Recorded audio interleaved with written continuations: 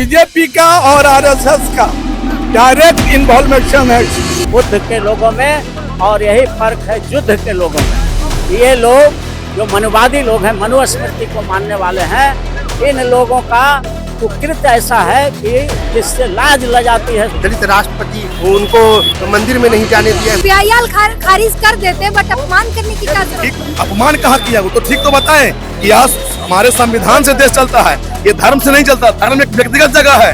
वो दलित है, ये लोग आरएसएस बीजेपी के वाले विचारधारा के लोग नहीं चाहते। कोई दलित मुख्य पद पर, प्रधान पद पर बैठे। संघ के लोग इस तरह देश के अंदर जातिवादी मानसिकता, जो मनुस्मृति को मानने वाले लोग हैं, वही इस तरह के घटना को अंजाम दे रहे हैं। नमस्कार, मेरा नाम है ब्यूटी गिरी और आप देख रहे हैं वतनगढ़। बीते दिन जिस तरीके से CJI पर यानी chief justice of India BR Gavai पर जूता फेंकने की तस्वीर देखी गई और खबरें आई कि कोर्ट रूम के अंदर उनके ऊपर जूता फेंका गया है एक वकील के द्वारा है। और उसके बाद अब यह मामला दलित और ब्राह्मण और मनुवादी हो चुका है। अब इस वक्त हम पटना हाई कोर्ट में हैं और बाबा साहब अम्बेडकर की मूर्ति के नीचे यहाँ पर तमाम युवा और वकील जुटे हुए हैं और उसका इस घटना का विरोध कर रहे हैं। साथ ही केंद्र सरकार पर भी कार्रवाई की लिए मांग कर रहे हैं। साथ ही साथ आरोप भी लगा रहे हैं कि इस तरीके से जातिवाद जो है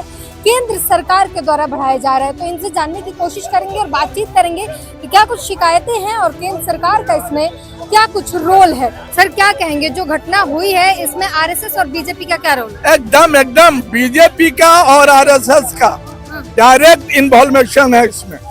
डायरेक्ट कैसे इन्वॉल्व? अरे वो आदमी जब हमला जूता उछालने के बाद जब बाहर कोर्ट रूम से बाहर उसको खींच के पुलिस ला रही थी तो नारा देता है जय सनातन, सनातन धर्म, सनातन का अपमान नहीं सहेगा हिंदुस्तान। नारा दिया। वो आप पूरा कहानी जान लीजिए।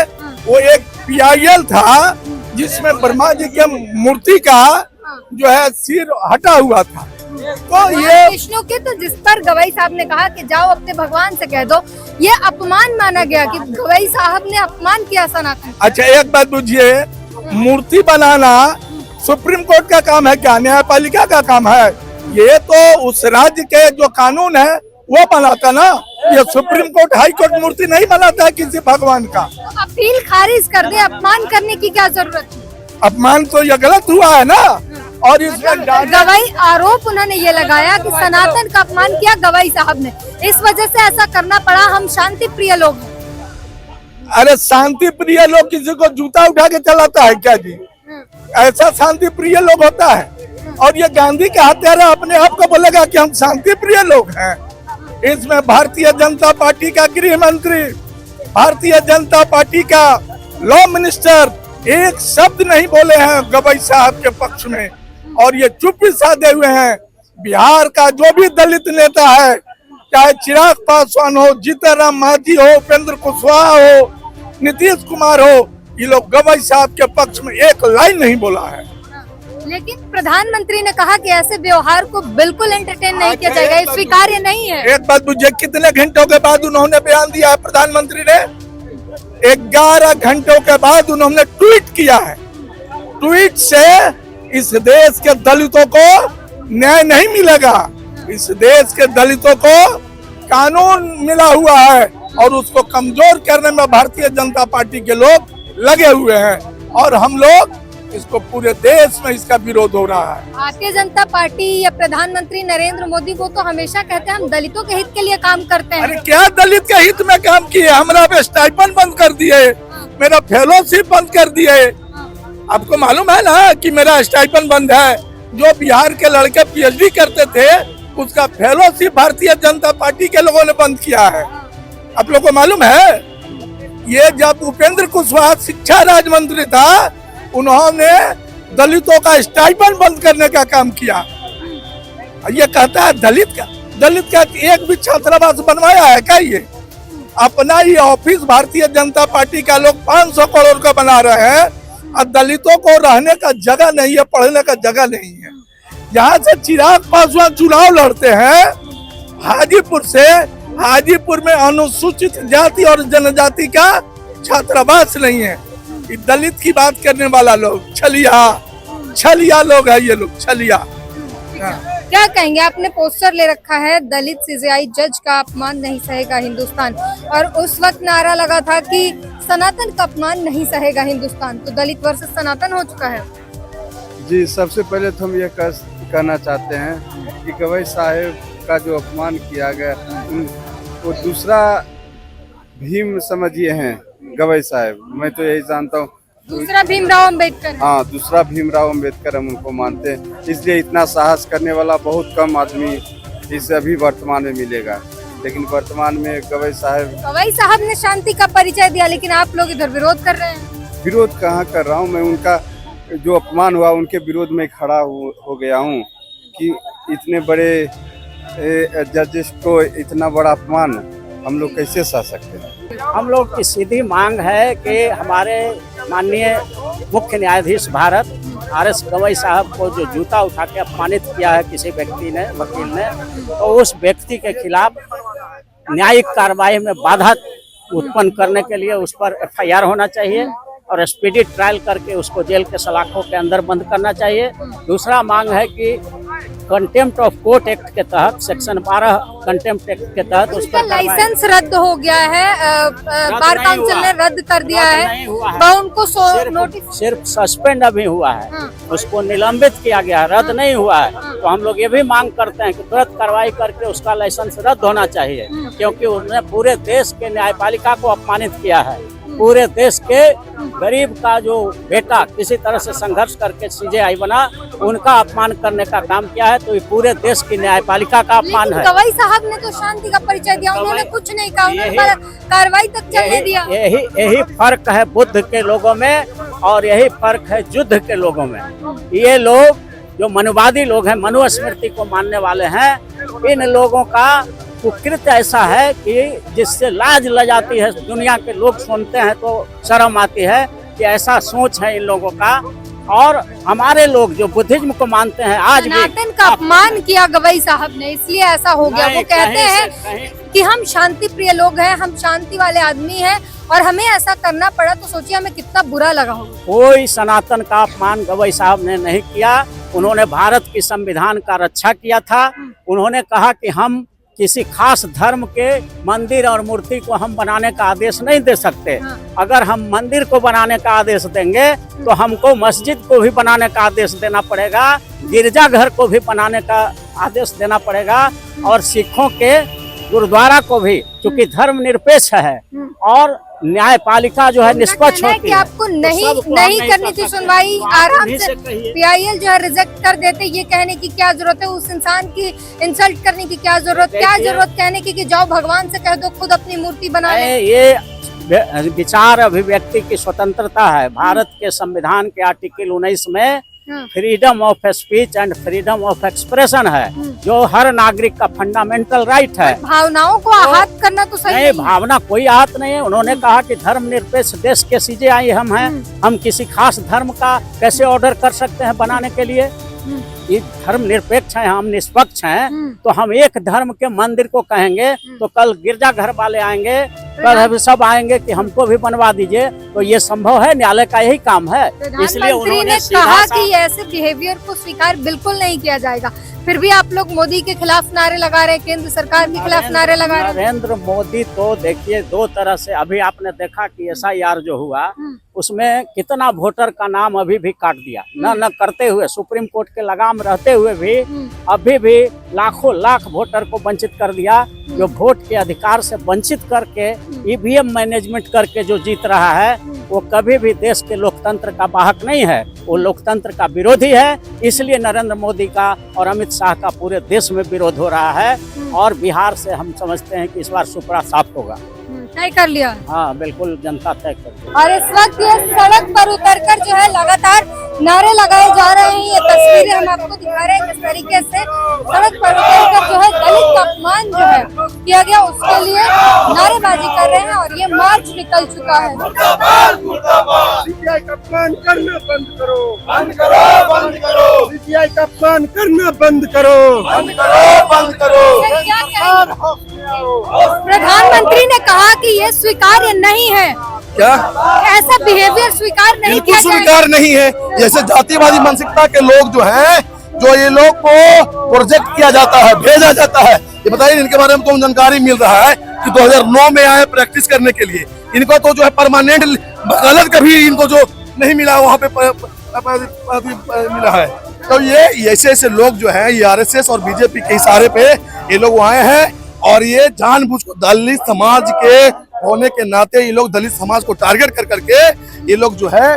लेकिन बीजेपी या प्रधानमंत्री हमेशा दलित के हित की बात करते हैं। वही तो हम बता रहे हैं कि आज कहाँ गए वो बीजेपी के लोग जो दलित को और संविधान की बात करते हैं, जो दलित और संविधान की बात करने वाले, संविधान की सुरक्षा करने वाले, आज कहाँ गए वो जो अभी तक जो है एक भी गृह मंत्री का या बीजेपी के लोगों का एक भी न कोई एक्शन है, न उसमें न है न एक। इसलिए छोड़ दिया क्योंकि गवाही साहब की तरफ से कोई शिकायत नहीं गई। तो गवाही साहब ने तो अपनी उदारवादी सोच रखा कि तुमको हमको सदियों से शोषण करते आया है, सदियों से जूता मारते आए हो, 5000 से जूता मारते आए हो। उन लोग तो अपनी उदारवादी सोच को रखा वहाँ पे। ये लोग क्यों क्या कर रहे हैं? जो संविधान की बड़ी बड़ी बात करने वाले, बाबा साहब की जयंती मना करके दलितों को हिंदू बताने वाले लोग आज दलितों के क्यों कहने लगे? आज सनातन का अपमान हो गया। क्या वो दलित को हिंदू नहीं समझते हैं? वो BR गवाई साहब क्या दलित नहीं है?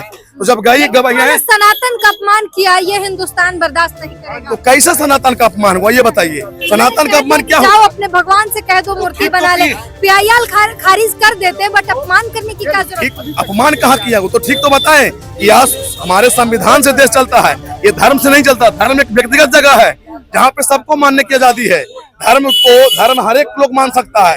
ये संविधान से देश चलता है।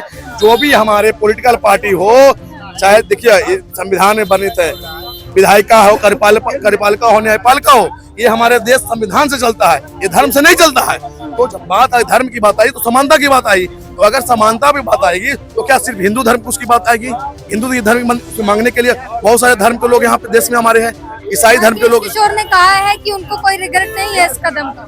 क्या उन्होंने जो किया उसके लिए उन्हें कोई रिग्रेट नहीं है। नहीं है रिग्रेट, तो उनको तो प्रोजेक्ट किया जा रहा है ना। नहीं रिग्रेट है, उनको जानबूझ के बोला गया है। उनको जानबूझ के वो अभी भी देखिए बोल रहे हैं, अभी भी वो मीडिया पे खुलेआम बोल रहे हैं कि हमने जो है ये जानबूझ के बोला है, कोई पी करके नहीं किया था, हम लोग सोच के गए थे। अब ये भी बोले हैं कि अगर जो है ये वहां नहीं होता तो हम लोग कोर्ट के बाहर करते उनको। तो ये पहले से सोच के प्लानिंग था कि हम जाएंगे और करेंगे। क्यों? क्योंकि ये इसमें बहुत सारी बात आ रही है।